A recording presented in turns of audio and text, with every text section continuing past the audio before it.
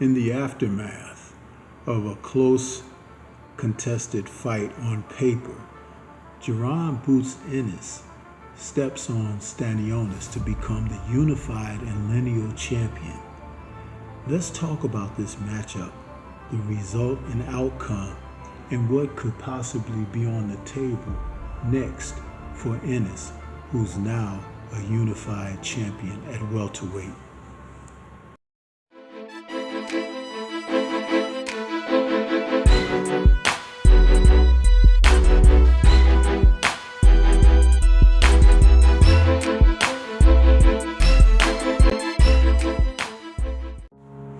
When the unified claim for the crown fight card was announced, Jaron Ennis taking on Stanionis, it was touted as a fight between the two best welterweights presently in the welterweight division. Ennis has the IBF title, Stanionis has the WBA.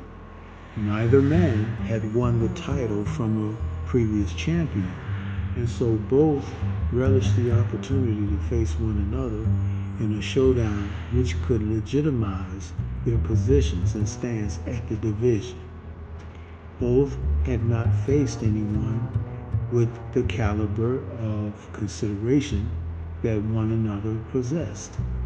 But once the fight transpired, from the opening of the fight, Ennis came out and was pumping a powerful jab that established a distance between he and Stanionis that many had not anticipated.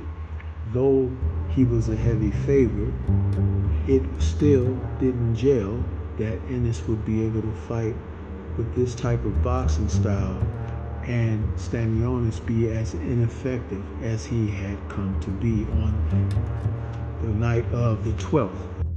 From the onset, Ennis established a peppering jab, a jab that had enough heat on it to keep Stanionis at bay, and also a variance of busyness to establish the fact that if he were to walk through that, something would be immediately followed up upon.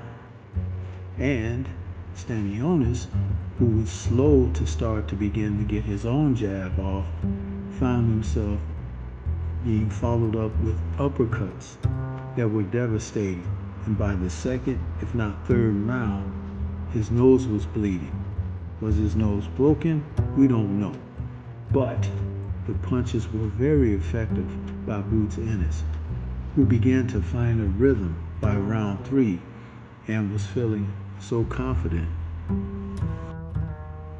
that he began to play around and began to get into a feeling or a groove that he can get away with pretty much everything. So his record now with this victory over Stanionis brings him to 34-0 with 30 KOs. And there are lots of challenges potentially on the horizon, but we'll have to find out what is his motivation, what moves him to do what he wants to do with his career going forward. The body shots that he was able to land on Stanionis were the most debilitating aspects of the fight. Stanionis, who chose to use a high guard, but leaving his rib cage as well as his midsection unprotected, and it wore him down quicker than he was accustomed to, because when Boots did throw those shots, he dug deep, dropping him in the 6th round for I believe the first time in Stanionis' career professionally. I could be wrong. And so in between rounds, his people stopped the fight.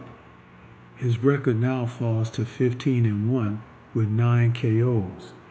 The only positive aspect of them stopping that fight is Stanionis was spared a great deal of punishment that could have been even more debilitating. So with that being the outcome of the fight, Ennis is looking forward to all types of possibilities. One of them, even the potential to move up to 154, junior middleweight, where he has an assortment of challenges at that weight class. But he do well to serve himself to finish off his duties at welterweight and try to become undisputed. I liked his performance, but I still see loopholes. What do you think?